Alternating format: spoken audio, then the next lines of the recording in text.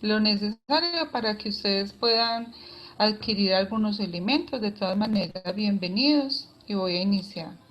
Lo primero que voy a hacer es que les voy a compartir un video. El video es sobre el IFEX. Es muy corto. Vamos a ver si de pronto tenemos posibilidad.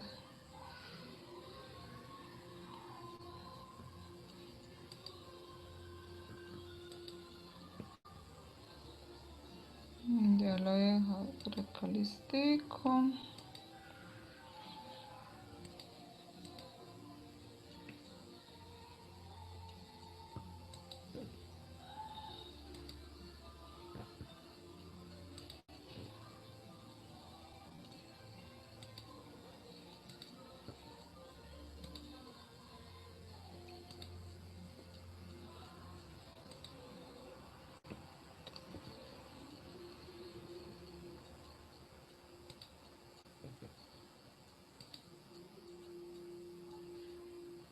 Bueno, les voy a compartir el video.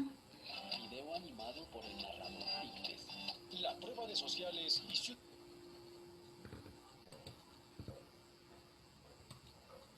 voy a colocarle un poquito más de volumen para que nos pueda dar la posibilidad.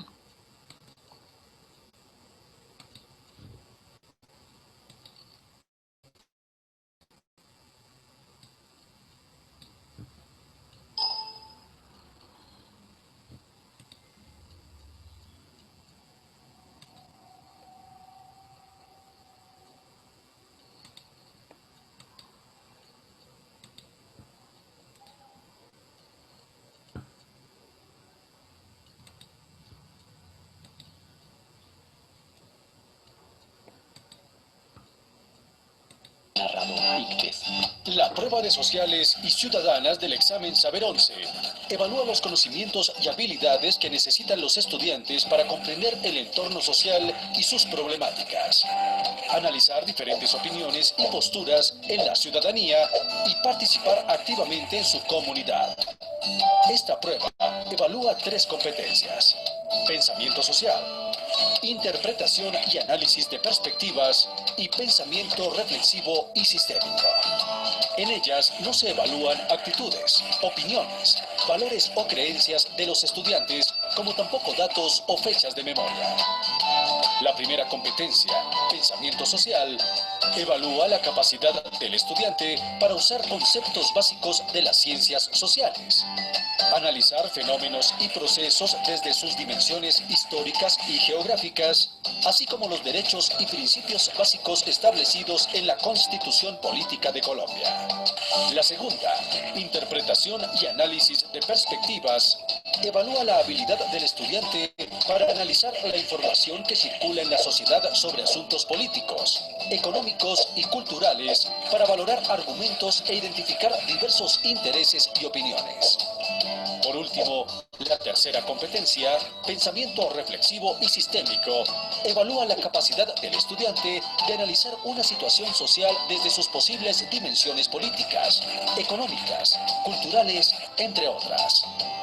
También evalúa la habilidad para comprender el uso de ciertos modelos sociales como la democracia, el desarrollo sostenible, el libre mercado, entre otros. A partir de los resultados de la prueba, el estudiante puede ubicarse en uno de 4 niveles. En el nivel 1, el estudiante podrá aplicar conocimientos y habilidades como identificar las dimensiones de un problema, reconocer algunos derechos ciudadanos e identificar lo que explica el comportamiento de las personas en situaciones sencillas. El segundo nivel incluye a estudiantes que conocen los deberes del Estado colombiano, ubican históricamente una fuente o un proceso e identifican cuándo se protege o vulnera un derecho. Todo esto en situaciones sencillas, con pocos actores y temas cotidianos. El estudiante que se ubica en el nivel 3 identifica prejuicios e intenciones de las personas, reconoce las dimensiones e intereses involucrados en un problema e identifica modelos y conceptos básicos de las ciencias sociales. Todo esto en contextos más complejos.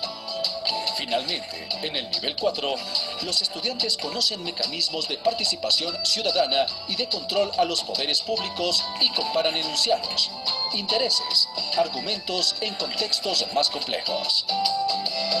Para esta prueba, cada estudiante debe contestar 44 preguntas. Estos niveles tienen tres características. Son particulares para cada prueba, lo cual quiere decir que son definidos y desagregados para cada prueba y no para la globalidad del examen. Son jerárquicos porque tienen una complejidad creciente. Y son inclusivos, puesto que para estar en un nivel se requiere haber superado los anteriores. Para más información acerca de las pruebas Saber 11, visite www.icfes.gov.co. Dibuja logo de...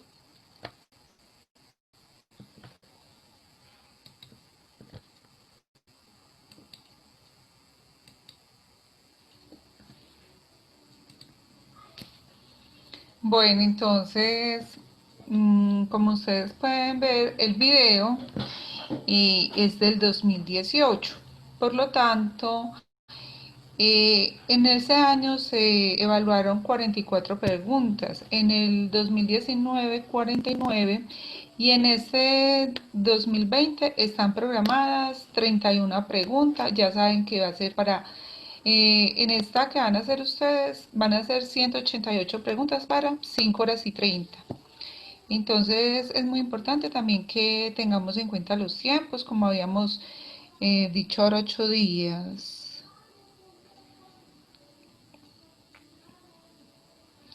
Bueno, les cuento entonces que de acuerdo a lo que fue la prueba anterior la vez pasada, yo les quiero mostrar algunos resultados. Ustedes en este momento tienen habilitado el chat para que puedan colocar la asistencia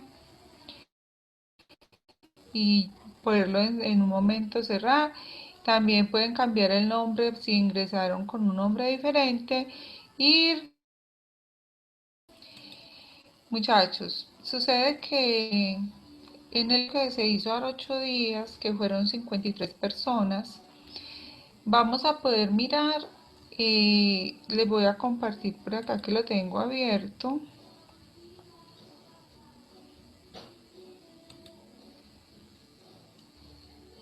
Las respuestas que ustedes habían dado, porque de alguna manera sí me parece bien importante de que ustedes se den cuenta de qué manera de pronto respondieron. Tengo al momento, les voy a compartir entonces el formulario para que ustedes lo puedan visualizar, puedan saber cómo estuvieron.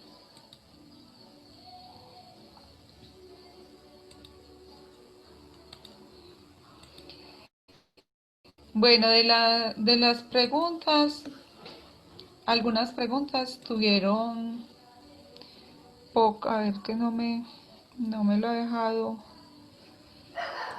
a ver si es este. No, este no va a ser. Porque de verdad sí me gustaría que ustedes pudieran ver qué fue lo que pasó con esa prueba.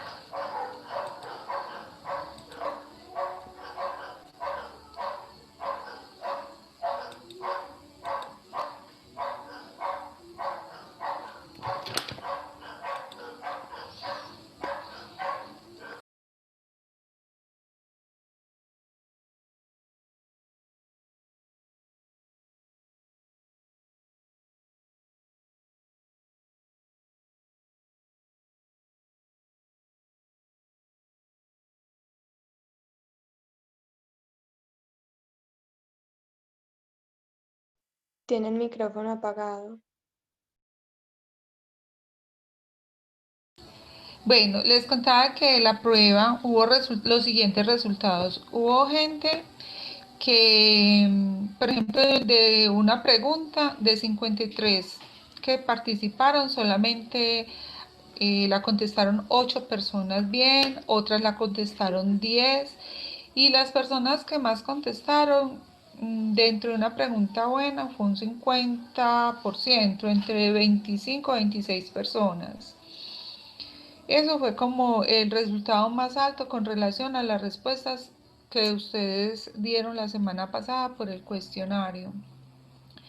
Yo sé que inclusive lo hablé con Carolina, lo manifesté a los profesores, de que, por ejemplo, les había parecido que la prueba era larga, que tenía mucha lectura, y a mí me pareció muy bueno ese aporte, porque ustedes, jóvenes, se van a enfrentar a, digamos, una prueba 5 veces más que la que hicimos ese día de ensayo.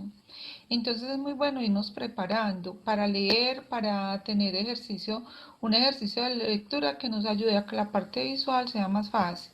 Entonces, para el día de hoy les tengo 2 ejercicios de lectura y 5 de las preguntas que fueron con respuesta, con, digamos que una menor respuesta con relación a la escogencia de la respuesta ideal.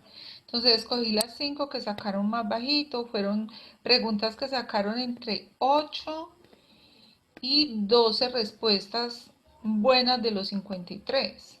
O sea que digamos que sacaron máximo un 20% de respuestas positivas de todo el grupo. O sea que un 80% del grupo no respondió adecuadamente. Entonces saqué 5 preguntas para que las volvamos a mirar, recordemos algunos conceptos, pero eso no lo voy a hacer yo. O sea, la idea es que lo volvamos a hacer entre todos. Esta actividad yo necesito de verdad que ustedes sean muy participativos porque no se trata de que yo esté acá una hora hablándoles y ya, no, yo necesito que ustedes también participen mucho, que se quieran enrollar en este cuento para que el resultado sea bueno. Por ejemplo, hoy hay 20 estudiantes menos que hace 8 días y quizás dentro de la última actividad seamos 5. Eso es algo muy normal, porque de pronto a veces nos parece que estar en una actividad de estas puede ser muy cansona y más cuando la participación es, digamos que de un 60% de acá y un 40% de allá. Hoy lo vamos a hacer distinto. Yo quiero que, muchachos, el momento de equivocarnos es acá. El momento de preguntar es acá. Ya no van a tener espacios. Entonces aprovechemos en este momento. Yo también, o sea, yo les voy a compartir la presentación, les voy a apagar mi cámara y antes de hacer eso, si quiero saber a quién le gustaría hacer la primera lectura para poderle, para poder tener en cuenta y vamos no solamente compartir la lectura, sino también que ustedes van a tener en la siguiente diapositiva después de la lectura 3 preguntas para responder, entonces también me gustaría. Este trabajo que vamos a hacer es un trabajo visual, no es una lectura en el texto normal que conocemos de prosa, no, es otro tipo de lectura.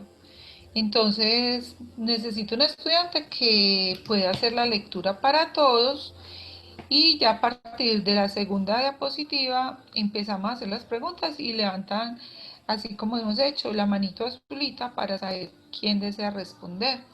Entonces, ¿quién se me ofrece para hacer esta lectura, por favor? Y practican de una vez. Muchachos, esta actividad es de ustedes, de verdad. O sea, si no hay participación, Profe, lloré. listo, Santiago. Ya te voy entonces a compartir para que empieces a hacer la lectura.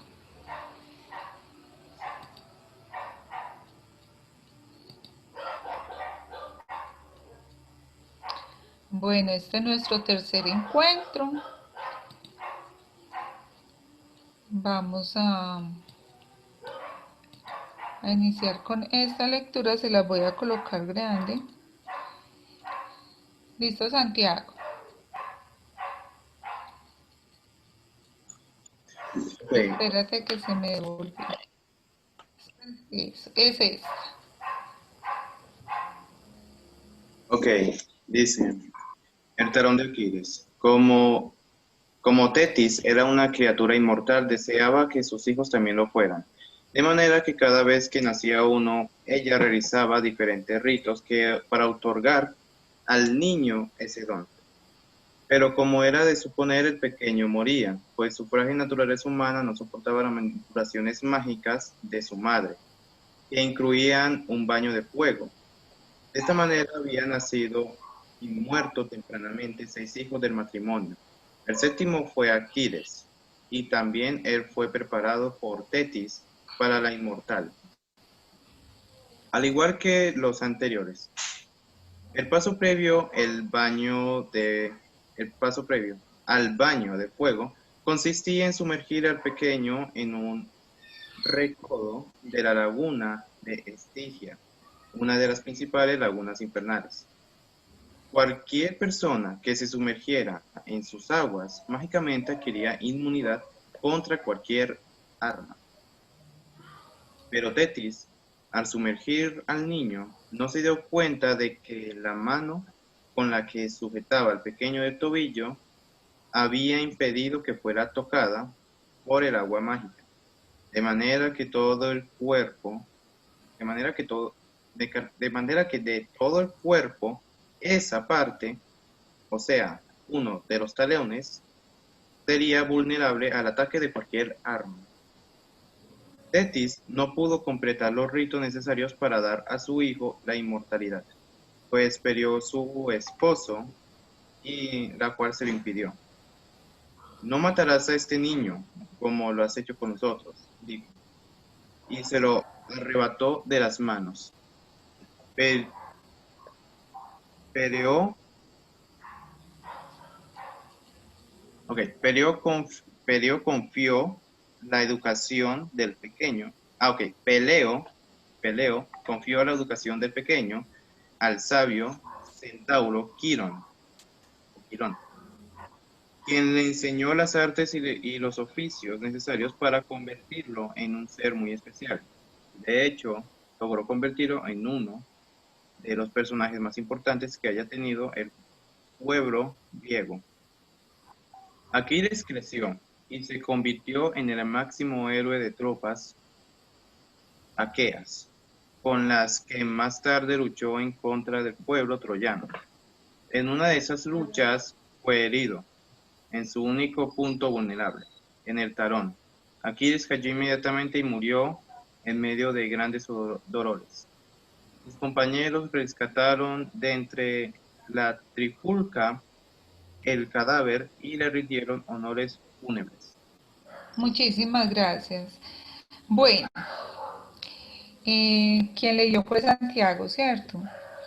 Santiago, dime cuando estaba leyendo, ¿cómo sentiste, o sea, qué dificultad de pronto sentiste en esta lectura, en este formato de lectura? Pues digamos, la lectura está bien. La separación de la letra no fue como algo complicado. Lo que sí fue como la combinación de las palabras o que se confundían con palabras que uno conocía. Ujú. Entonces, por ejemplo, como peleó, iba a sentir en esa parte. Peleo, que era un nombre. Entonces, esas partes pueden ir confundiéndose con esos pequeños detalles. Excelente. Otro compañerito que haya hecho la misma actividad silenciosamente y que también nos comparta su opinión y ya enseguida vamos a mirar algunas cosas con relación a este formato. Porque la idea es que aunque un compañero lo haga pues para todos, igual ustedes en la pantalla lo pueden ir realizando y también nombrar sus dificultades. ¿Qué más nos puede compartir?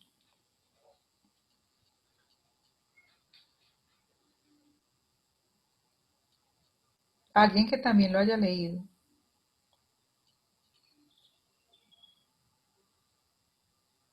Muchachos, vean, esto es muy importante. De lo que ustedes opinen o digan, se pueden ir trabajando otras cosas. Yo coloqué este texto porque no sé si ustedes conocen un programa que se llama Lectura Rápida. Este tipo de actividades se hacen ahí. ¿Para qué? Para que el ojo pueda empezar a ser entrenado de forma tal de que cuando estén en un texto normal en prosa, ustedes tengan la rapidez suficiente para no solamente mirar cuál es el concepto que ustedes necesitan del texto, sino también tener una buena agilidad visual. Entonces, por eso les coloqué este. Más adelante igual voy a tener otro. Lo que dice Santiago es cierto, miren. Sucede que nos están hablando de mitología griega. Es más, les voy a hacer 3 preguntas. Voy a compartir para 3 preguntas. Y si como ustedes tienen los micrófonos abiertos, entonces el que desee responder lo vaya haciendo. Y enseguida les voy a explicar un poquito sobre el contenido de la lectura, sobre algo que él dijo supremamente importante.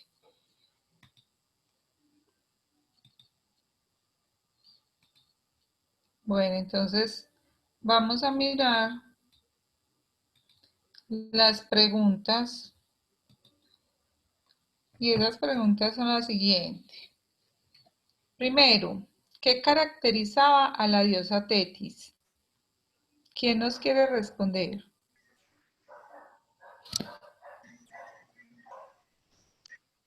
Que era inmortal Era y que, inmortal. y que quería que sus hijos Sí, fueran. cuenta. ¿Que era inmortal? Bueno, una es que era inmortal, ¿cierto? ¿Qué más? Bueno, vamos para la segunda. ¿Por qué se dice que Aquiles era de origen semidivino? ¿Qué creen ustedes?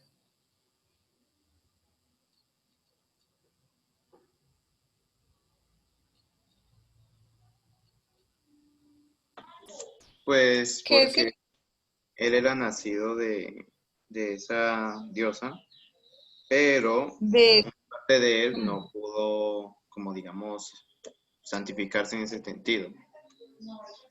sí, bueno, ya enseguida sí, semidivino es porque es hija de una diosa y es hijo de un mortal. Entonces ya les voy a explicar esa parte. Y la tercera es qué relación tiene el título con el contenido de la lectura.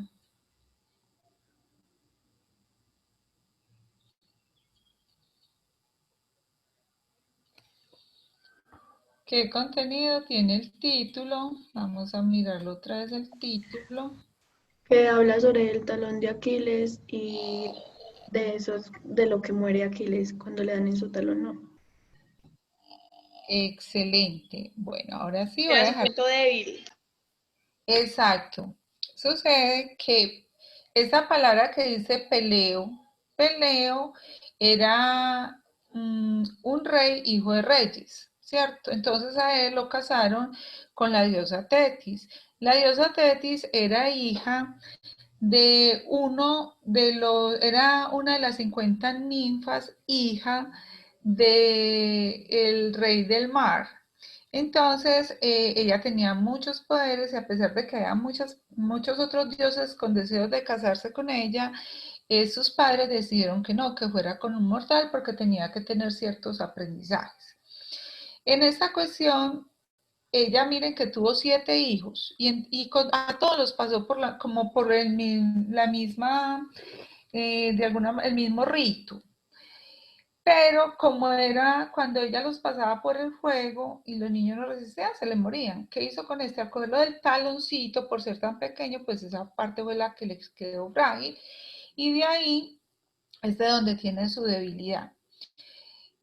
Cuando nosotros nombramos el talón de Aquiles, inclusive nosotros a veces lo decimos, que en el talón, que es la parte de nuestro pie al final, de hecho es un tendón muy importante, es un tendón fuerte, es un tendón grande, un tendón que tiene mucha resistencia y que de alguna manera ayuda a la parte de la planta del pie a tener gran sostenibilidad. Por eso entonces a veces uno dice, bueno, el talón de Aquiles, pero cuando uno va de pronto a la parte de biología ya lo puede y profundiza un poquito más, ve la importancia que que tiene ese talón ahí. Entonces, y de hecho, como es el talón, es el tendón más fuerte de todo el cuerpo. Y Aquiles era una persona supremamente fuerte. Entonces, miren que hay muchas relaciones y que uno, a veces, esa parte mitológica, cuando hay ciertas cosas con relación al cuerpo, en la parte de biología hay que buscar a ver qué es lo que pasa y se hace una relación muy fácil de recordar después. Bueno, muchachos, muy bien esa parte. Ahora, vamos a empezar con las preguntas que ustedes realizaron hace 8 días y en donde tuvieron dificultades. Yo las coloqué otra vez en la presentación. Uno de ustedes o una de las estudiantes que la lea, les voy a decir, no, me van a decir ustedes cuál es la respuesta correcta, miramos si no lo es, buscamos cuál es y pasamos así, hacemos 3 preguntas y hacemos otra lectura muy similar a esta, ¿listo? Entonces, bueno, ¿quién le gustaría leer la próxima pregunta? Hace la lectura y entre todos ponemos la puesta en común de cuál es la respuesta correcta. Otro que sea diferente a Santiago, otra estudiante.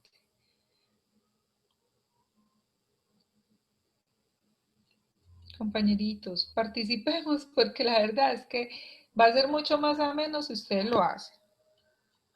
Voy nombrando, voy diciendo, voy llamando y al que llame lo hace. ¿Qué les parece?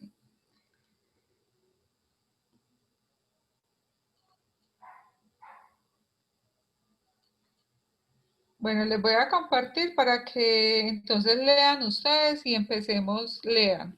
Esas son de las que hicieron ahora 8 días. Van a leer y van a alzar la mano quien quiera responder y que nos pueda sustentar el por qué la respuesta. Ok, entonces empezamos.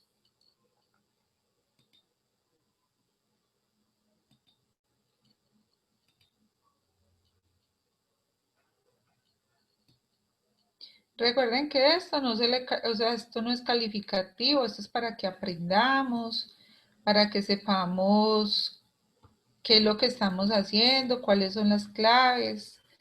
Entonces, muchachos, ánimos pues. Listo. Les voy a dejar entonces para que la lean, les voy a dar 3 minutos para que la lean y empezamos la participación. Ustedes ya habían hecho esta.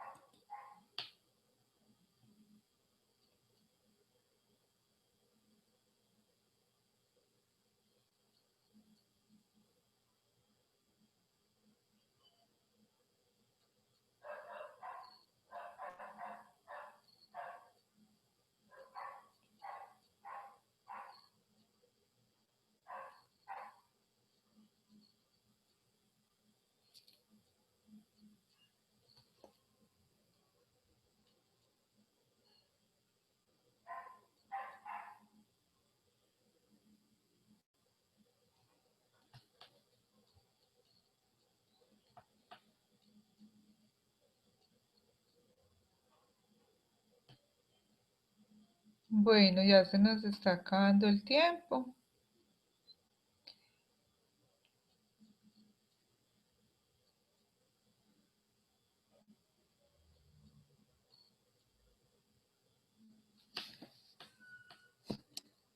Voy a salir de la pantalla para que empecemos otra vez y miremos entonces. Bueno, ¿quién me quiere dar respuesta sobre esta pregunta?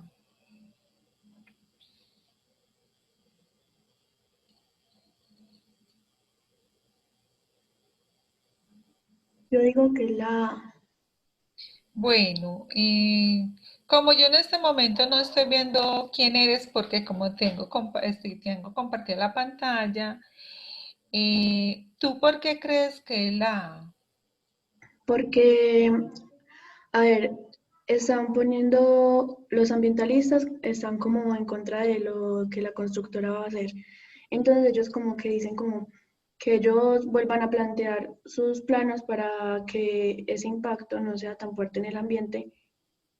Y la constructora, yo digo que no pierde nada, o tal vez sí, esperen.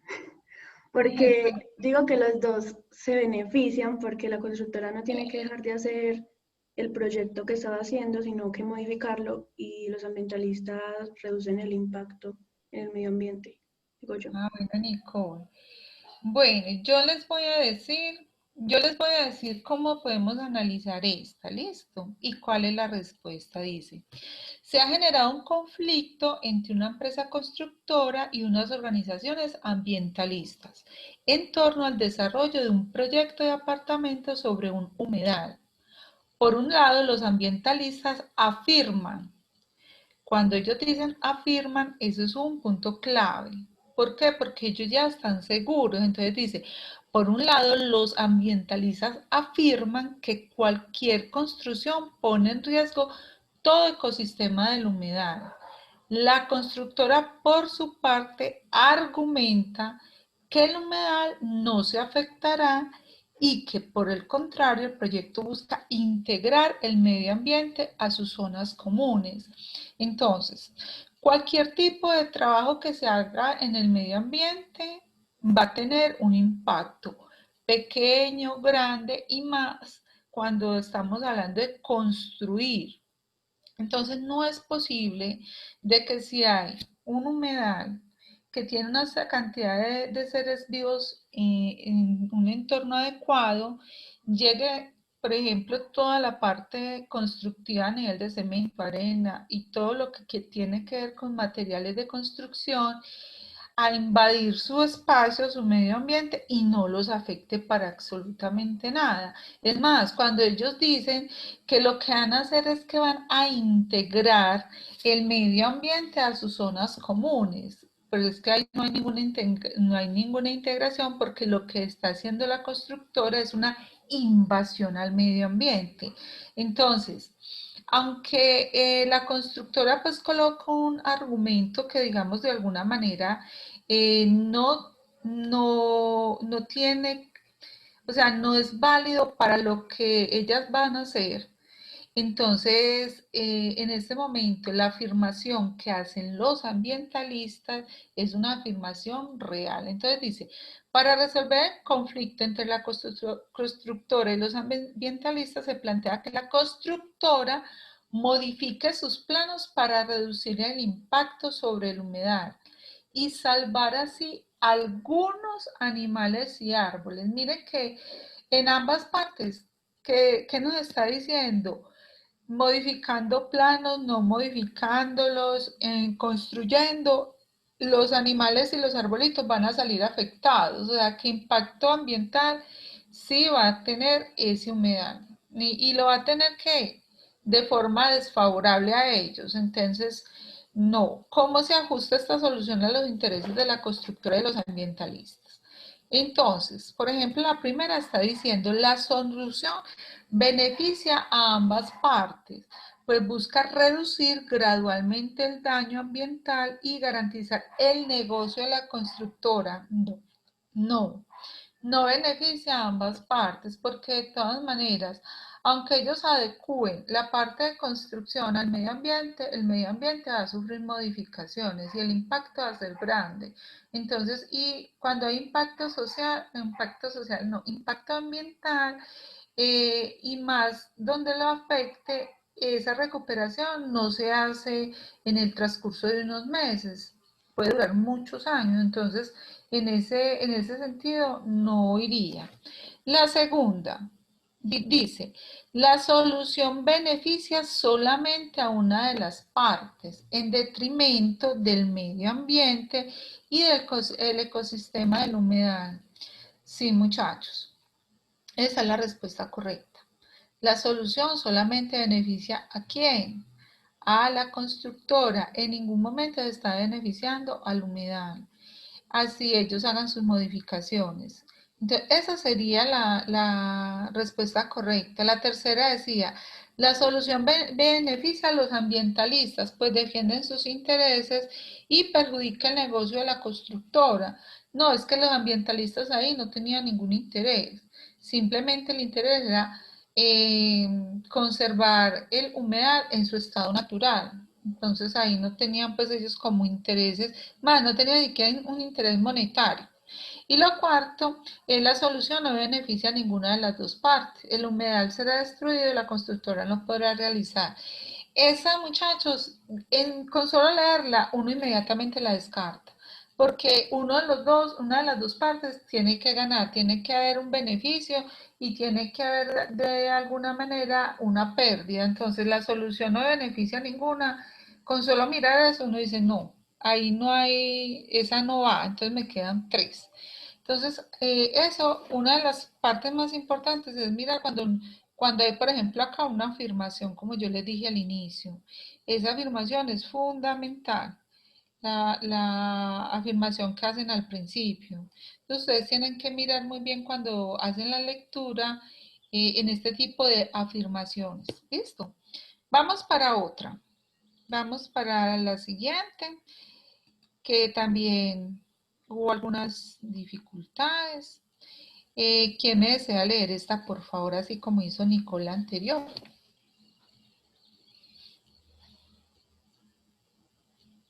Les quiero escuchar la voz, por lo menos la voz así no los distinga.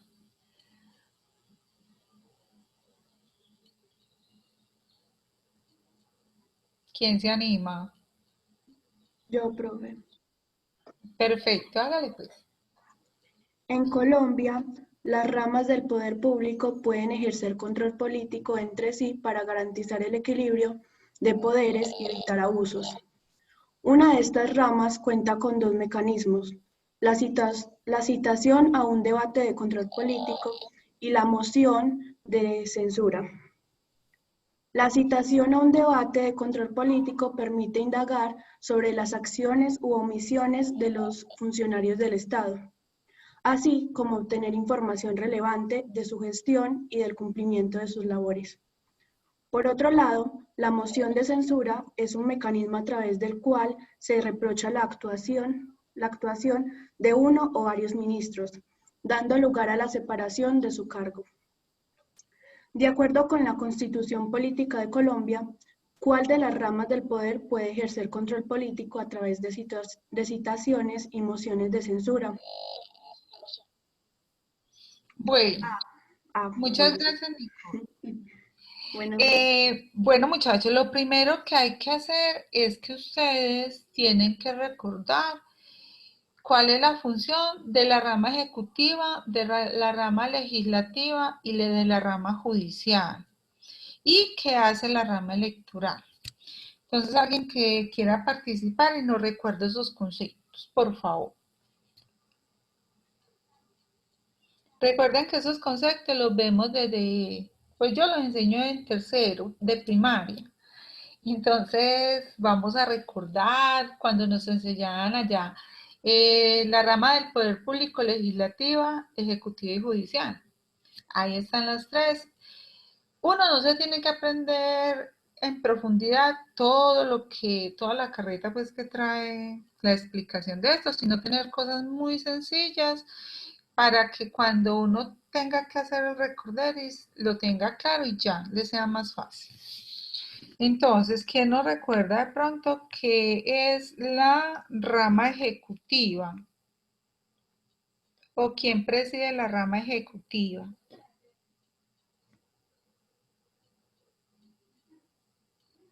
¿Alguien dijo yo? Bueno, muchachos, están muy callados. Y fuera de eso, que están callados, que no se ven, es como hablando, presentando un noticiero, pero solita. Vean. La rama ejecutiva está precedida por el presidente, el vicepresidente y el gabinete, ¿cierto? Gabinete de gobierno. ¿Qué hacen ellos? Ellos implementan las leyes. Entonces, hay una reunión, hay una implementación. Por ejemplo, cuando ustedes escuchan en los noticieros que dice, según la ley presidencial, eso es lo que están haciendo, la rama ejecutiva. Están sacando leyes. ¿Para qué? Para que los ciudadanos del común, los de a pie, como nosotros, las cumplamos. Ahora, vamos, por ejemplo, para la rama legislativa. ¿Quién me dice que es la rama legislativa? ¿Qué será legislar?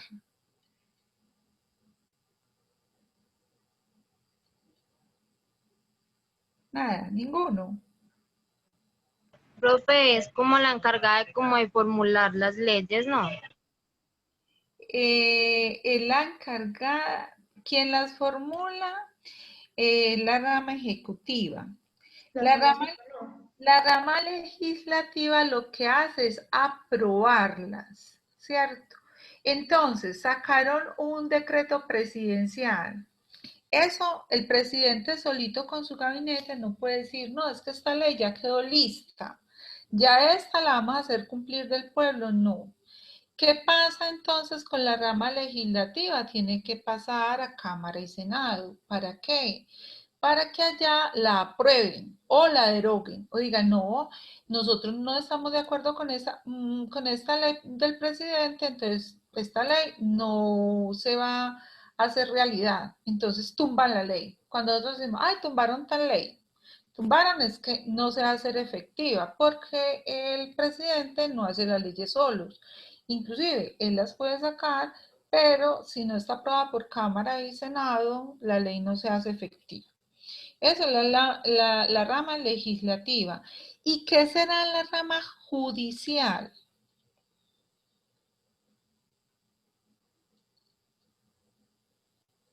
¿Qué será la rama judicial? ¿Dónde están los jueces? ¿Qué hace un juez? Aplicar las normas. Exactamente, un juez aplica la ley, es quien la hace cumplir.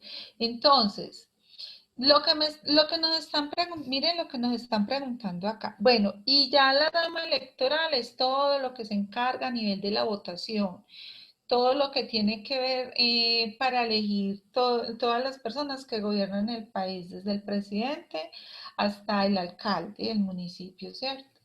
Entonces, cuando acá nos están diciendo, volvamos a leer, que ya se nos pasó, volvamos a leer un poquitico acá lo que nos está diciendo y retomemos otra vez. Retomemos. Dice, en Colombia las ramas del poder público pueden ejercer control político entre sí para garantizar el equilibrio de poderes y evitar abusos. Una de las ramas cuenta con dos mecanismos, la citación a un debate de control político y la moción de censura. La citación a un debate de control político permite indagar sobre las acciones u omisiones de los funcionarios del Estado, así como obtener información relevante de su gestión y de su cumplimiento y del cumplimiento de sus labores. Entonces, nos están hablando de qué hacen los funcionarios públicos. Sí, ese funcionario público en realidad está haciendo su papel dentro de lo que a él lo contrataron para realizar. Por otro lado, la moción de censura es un mecanismo a través del cual se reprocha la actuación de uno o varios ministros, dando lugar a la separación del cargo. Entonces, la primera parte que hace, mira si esa persona está cumpliendo su papel dentro del compromiso político en que está su función. Y la segunda es que si no la cumple, entonces lo retira del cargo. Entonces, ahorita, de acuerdo a la Constitución, de acuerdo con la Constitución Política de Colombia, ¿cuál de las ramas del poder puede ejercer control político a través de citaciones y mociones de censura?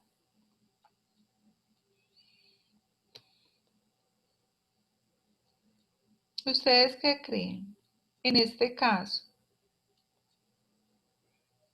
De pronto la judicial, Bueno, tú dices que la judicial. ¿Por qué crees que es esa? por lo que ellos se encargan de hacer cumplir las normas. Interpreta y cumple la norma. Listo. ¿Quién se atreve a decir otra? Profe, yo diría que es la legislativa. ¿Por qué la legislativa? Recordemos que la Que, legislativa... señora, Sí, no, di lo que me ibas a decir. pues porque es como la encargada, pues como se ya había dicho, de como aceptar, o, ¿cómo es que se dice? Sí, aceptar las leyes, pues, y aparte Aprobado de... ejerce como el control sobre el gobierno. Entonces, pues diría yo, no sé. Y tienes toda la razón. Así como lo explicaste muy bien. Esa es. Es la rama legislativa. ¿Por qué? Porque la rama legislativa aprueba o deroga la ley. Mire que aquí está diciendo que hace un debate de control político que permite indagar sobre las acciones u omisiones de los funcionarios del Estado.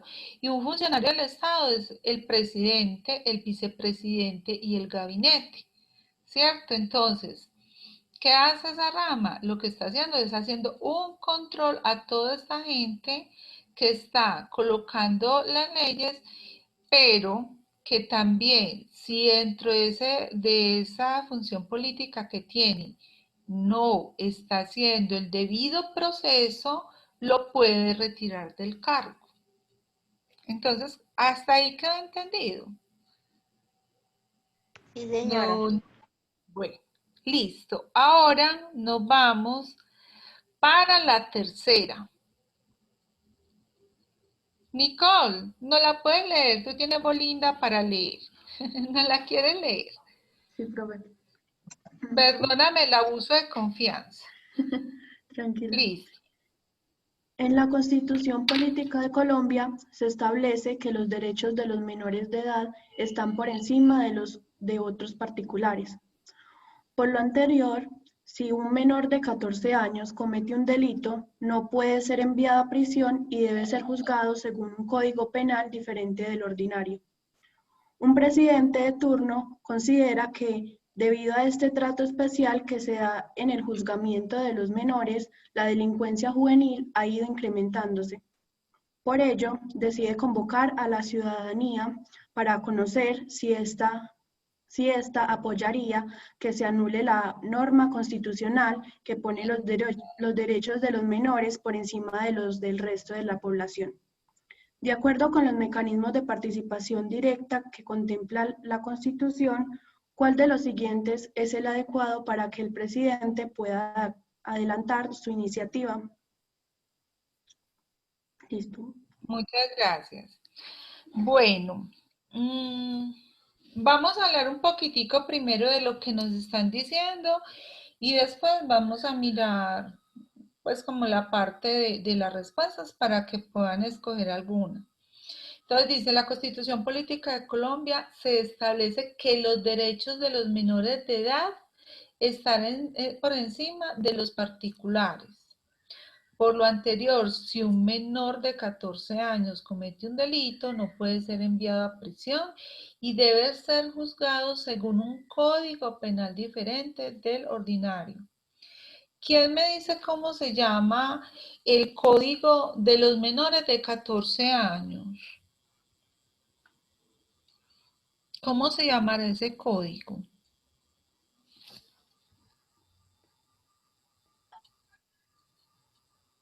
De ese código se habla mucho, inclusive en el colegio también. No es de bienestar familiar. Va por ahí la cosa. Bienestar familiar lo ejecuta. ¿Cómo se llamará ese código? Infancia y adolescencia. ¿Cuál, Juliana? No es el código de infancia y adolescencia. Excelente, Juliana. Es el Código de Infancia y Adolescencia, Ley 1098 del 2006. Muchachos, vean, ese Código de Infancia y Adolescencia es muy importante porque el Código de Infancia restablece los derechos a los menores de 14 años en cualquier situación de violencia, en cualquier situación de maltrato, y es ejecutado en cierta parte por el Instituto Colombiano de Bienestar Familiar, lo que nos decía la compañerita. Por eso, a veces en nuestro desconocimiento del código hace que se cometan muchas injusticias con los menores.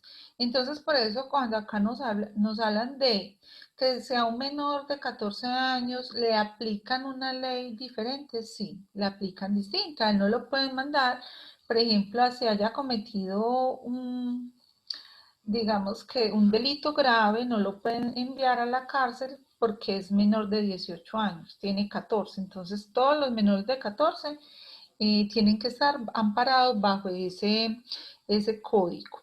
Ahora, un presidente de turno considera que debido a este trato especial que se da en el juzgamiento de los menores, la delincuencia juvenil se ha ido incrementándose.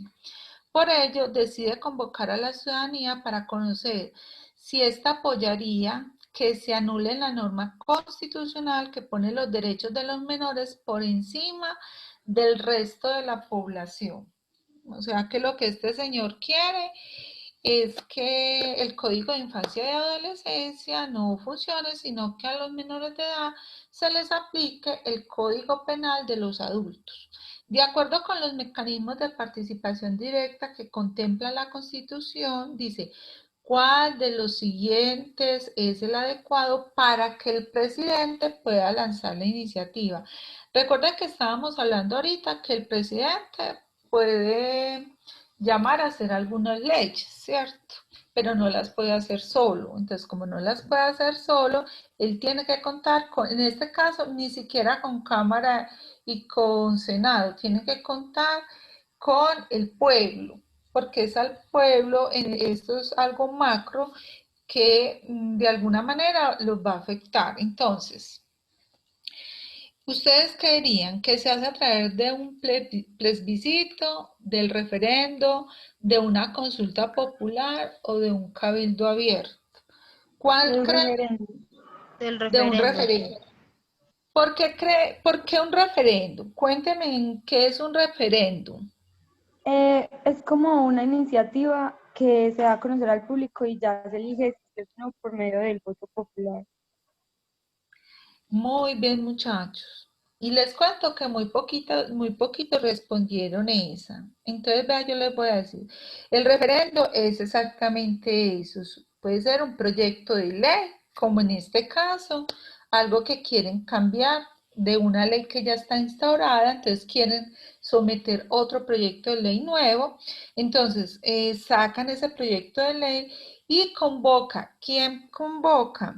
Convoca el presidente para que sea el pueblo el que elija si esa nueva ley tumba la anterior. Ese es el referéndum. Les quiero dar un datico para que no, porque muchos colocaron que era un plebiscito. Les voy a dar un datico para que no se les olviden las pruebas IFES por si les sale. En Colombia solamente ha habido un plebiscito, uno solo, y fue en 1957, y fue convocado por algo que llamaban así como la Guardia Militar, ¿cierto? Entonces, sí, la pregunta, que a ustedes les hacen no se refiere o que tenga que ver o nombre algo sobre la Guardia Militar como para que sea plebiscito, entonces ya tienen que tener muy bien porque sobre plebiscito, referendo y estas otras dos, consulta popular y cabildo abierto, pueden salir alguna de las preguntas del IFEX. Entonces tienen que tener muy en cuenta qué es el referéndum. Entonces ya saben que puede ser un proyecto de ley que se pone a votación al pueblo para que elija, apruebe o desapruebe. ¿Listo? Me encanta así cuando participan porque esto se nos vuelve muy chévere. Ahora nos vamos a ir para otro ejercicio como el que estábamos haciendo ahorita en la anterior. ¿Quién quiere hacer esta lectura? Como la que hizo Santiago.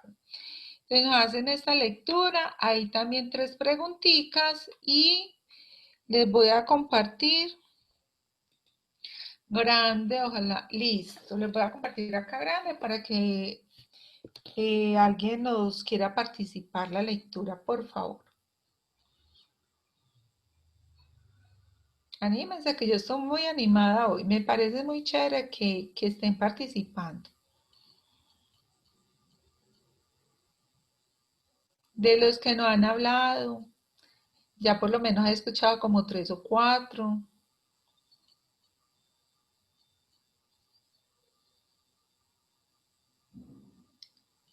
Compañeritos. Hagan esta lectura, alguien que la haga oral para que los otros la hagan de manera silenciosa y así todos vamos participar. O la hacen silenciosa y yo voy preguntando.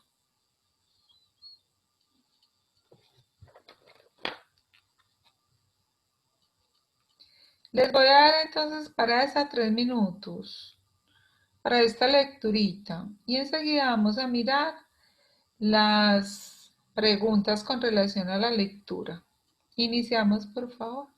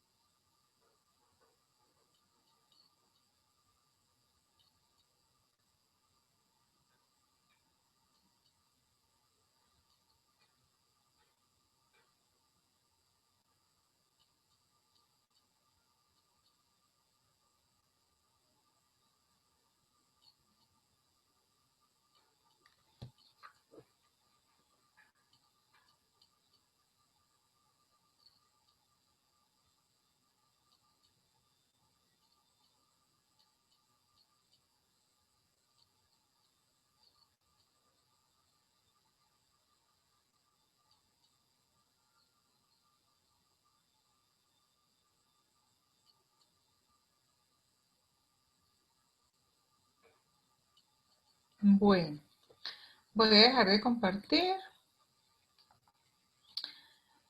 No, les voy a hacer las 3 preguntitas que les tengo para que vayan a hacer la participación.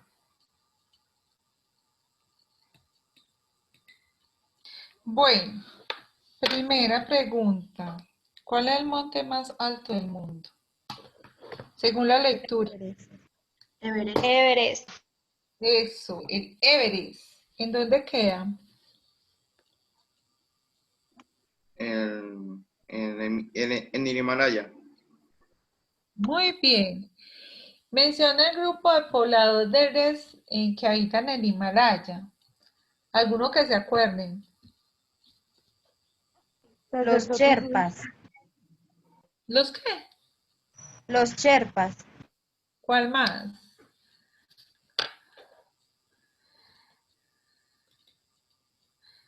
Devolvámonos a la lectura. Por acá están.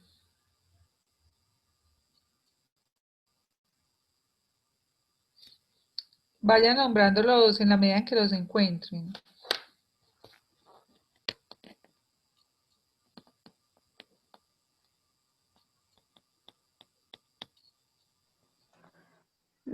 sacerdotes budistas, Sí,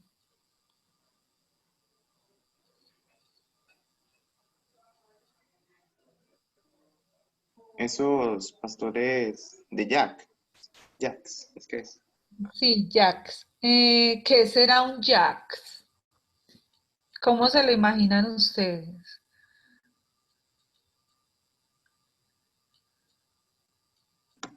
¿Habían llegado alguna vez a escuchar ese nombre de ese animalito? Sí, por película, son como peluditos. Parecen un toro, pero son totalmente peludos. O sea, tiene toda la fisonomía de un toro. Así Y no de grande. son como más bajitos, ¿no? Sí, un Más poquito chiquitos. más bajitos, más gruesitos y el pelito les tapa los ojos, absolutamente todo, porque ustedes saben que por las altas temperaturas los animales desarrollan de alguna forma cómo protegerse del medio ambiente. Entonces, en el caso de ellos, pues es una forma, por eso son tan peluditos. Hay algo muy lindo que ahí dice nombre y son las terrazas donde cultivan los granjeros. Em, Esas terrazas, búsquenlas en internet, búsquenlas así como eh, terrazas de cultivos en el Asia para que miren las bellezas que forman ellos al cultivar sus productos que son totalmente distintas a las que nosotros tenemos acá. Eso es realmente toda una obra de arte y son muy famosas. Las de arroz son supremamente famosas. Entonces, muy bueno que pronto les quede la inquietud y la puedan buscar en internet. Bueno, nos hablan sí, de algunos sacerdotes budistas, nos hablan de los tibetanos, de tribus nómadas. Eso también es, uno dice, ah, bueno, pero es que este tipo de lectura, un tipo de lectura que de alguna forma es de cultura general y que también nos ayuda como, como a tener otra forma de pensamiento frente a la parte cultural. Vámonos para las últimas dos preguntitas y con eso terminamos en el día de hoy. Bueno, vamos a mirar este eh, para que alguien nos lo lea, por favor. Puede ser Nicole o puede ser alguna otra compañerita o compañerito.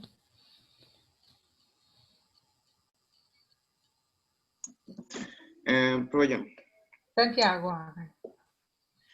En el contexto de la crisis económica experimentada por los países a finales de la década de 1990, el gobierno colombiano estableció una serie de acuerdos con el Fondo Monetario Internacional que contemplaban la ejecución de medidas tales como reforma estructural del gestor público, fortalecimiento del sector financiero, reducción del gasto del gobierno central, reforma pensional, protección al libre comercio, extensión del impuesto al valor agregado, o sea, el IVA, participación del sector privado en servicios, infraestructura, flexibilidad laboral, mayores condiciones legales para la inversión extranjera en explotación petrolera y minera, y privatización de bancos estatales y empresas públicas del sector energético y de telecomunicaciones.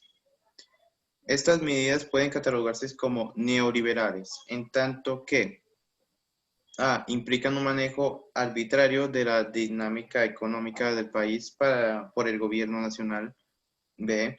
Plantean una mayor esencia del Estado en el sector productivo como agente administrador. C. Implican la injerencia de instituciones financieras extranjeras en la política económica interna. Y D, Se buscan reducir el tamaño del Estado y su participación en la regulación de actividades económicas. bueno muchachos, claves, cosas claves que hay acá en el texto. Eh, bueno, está hablando de la década de 1990. Usted no, ninguno había nacido. Entonces, por ejemplo, son preguntas que uno dice, bueno, pero es que yo ni estaría en proyecto, ¿cierto? De existir. Me están preguntando esto, pero hay cosas claras dentro de la pregunta. Y entonces dice que el gobierno en esa época estableció con el Fondo Monetario Internacional. ¿Alguien sabe qué es el Fondo Monetario Internacional? ¿De qué se trata? ¿Han escuchado hablar de eso en qué cosas? Inclusive aparecen con las siglas FMI, Fondo Monetario Internacional. Bueno, yo les voy a decir qué es el Fondo Monetario Internacional. Sucede que el Fondo Monetario Internacional es una entidad que se encarga de equilibrar de alguna forma la situación económica para que no haya la extrema pobreza a nivel mundial. Este fondo está conformado por 189 países y Colombia pertenece a ese fondo. Pero ese fondo, digamos que va de la mano con lo que se llama el Banco Mundial. Entonces, ¿por qué es importante que los países estén ahí? Porque cuando un país tiene un déficit económico, puede hacer préstamos con el Banco Mundial para de alguna manera poder soliviar pues, la situación que esté pasando el país y poder hacer inversión. Eso da muchas implicaciones, inclusive a nivel de estudio. Nosotros tuvimos una ley hace algunos años, por más o menos de tipo 2006-2007, y quizás a ustedes les tocó al principio de su parte educativa, que la llamaba la ley 230, donde nosotros teníamos que escoger, o sea, que no nos podían perder más del 5% de nuestros estudiantes. Eso significaba que si yo tenía un grupo de, por decir algo como hoy, de 33 estudiantes, el 5% vendría a ser 1,5 aproximadamente. Entonces, conclusión, 1 o 2 máximo. Entonces, ¿qué pasaba? Nosotros decíamos, es algo muy difícil que si yo tengo 5 estudiantes en un salón que no van a pasar el año, tenga que reducir esa situación a 2 estudiantes. ¿Por qué se presentó? Por la parte del Banco Mundial, porque ante el Banco Mundial el gobierno tenía que demostrar que la parte educativa del país iba mejorando. Entonces no podía mostrar números donde dijeran, no, es que el 10% de la población estudiantil pierde el año. Entonces por eso no lo colocaron al 5% y como al tercer año se dieron cuenta de que realmente lo que estábamos haciendo era una situación muy perjudicial para la formación educativa de los estudiantes de nuestro país. Entonces, porque nosotros estamos compitiendo a nivel mundial. Piénsese usted, hoy está en 11, va a salir y se le van a presentar muchas situaciones y entre esas situaciones puede ser una oportunidad de irse a estudiar, digamos que fuera del país. Pero para ganarse esa posibilidad, usted, por decir algo, tiene que competir con otras personas, inclusive hasta con estudiantes de otros países.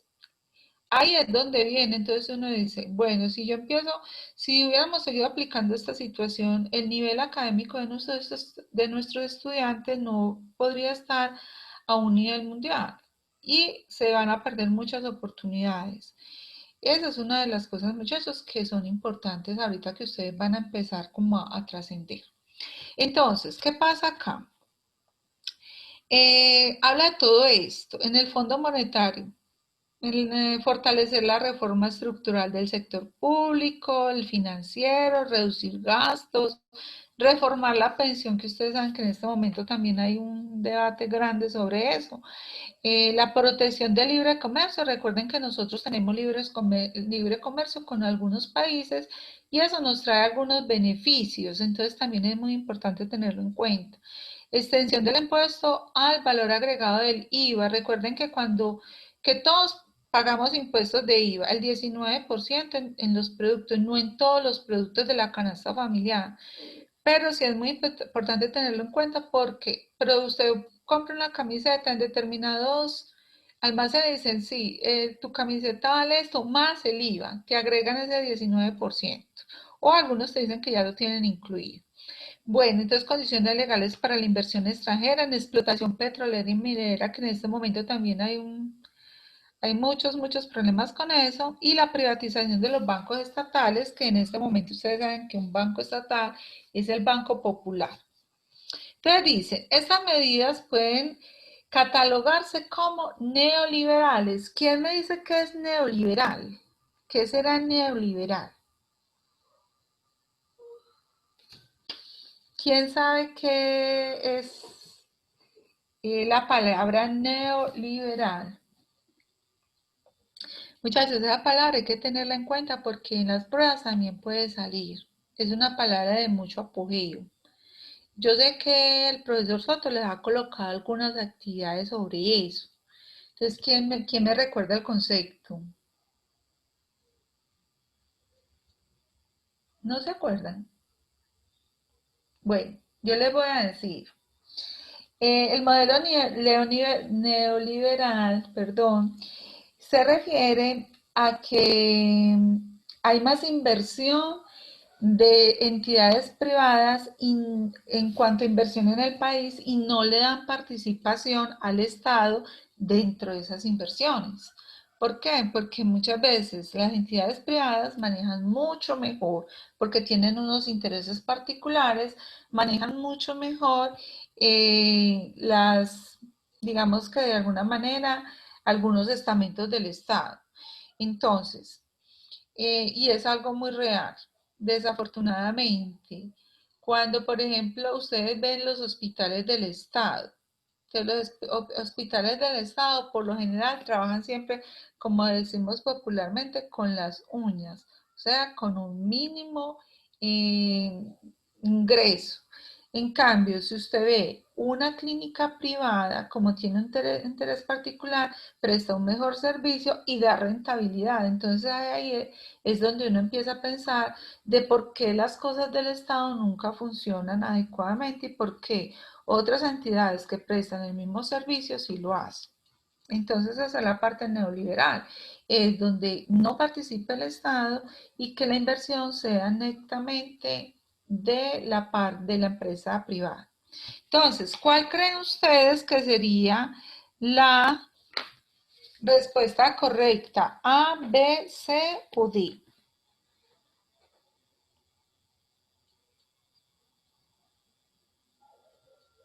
Yo diría que es la D.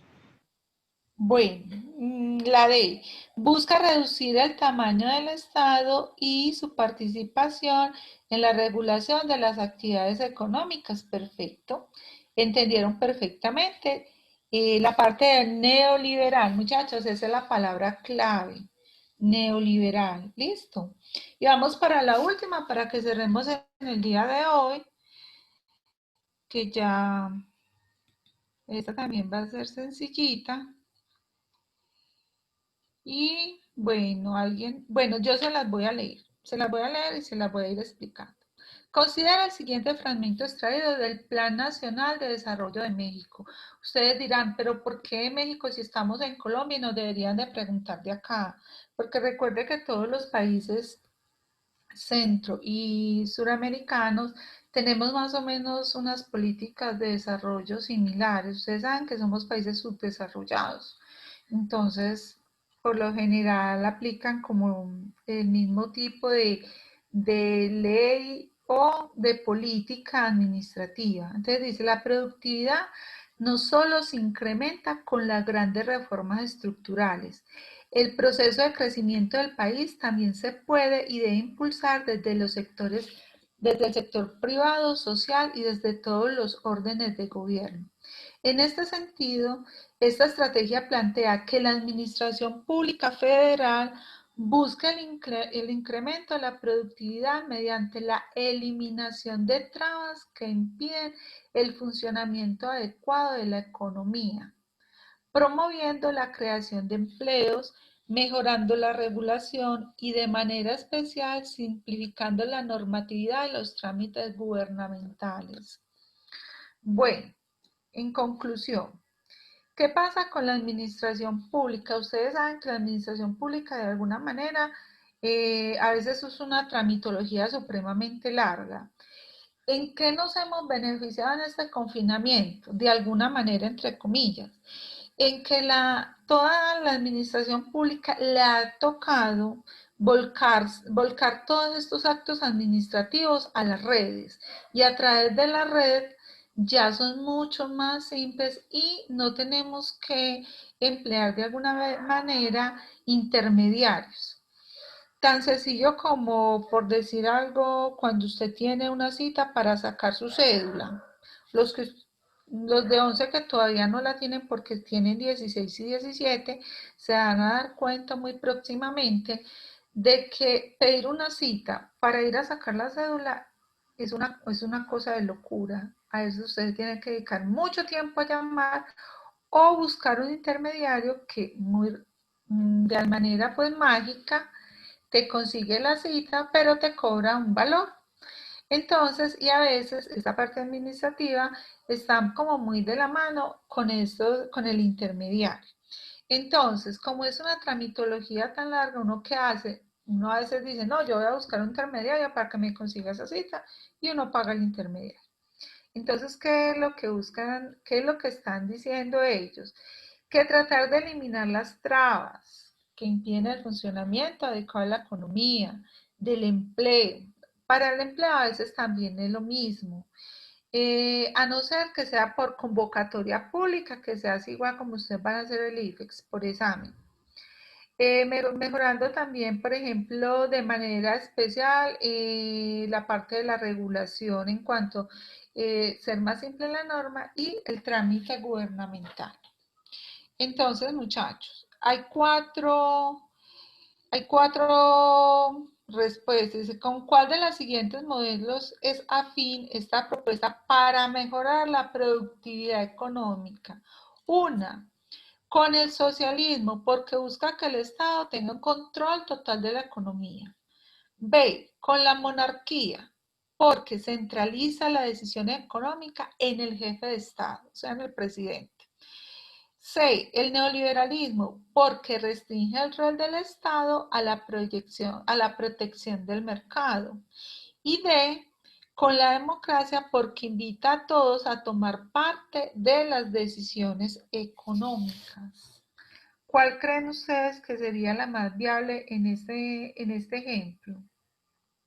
Profe, puede que también sea el mismo, pues, o sea, que vaya como arraigada la pregunta de antes, puede que sea también el neoliberalismo, que restringe el rol del Estado, pues puede ser, no sé. Sí, señorita.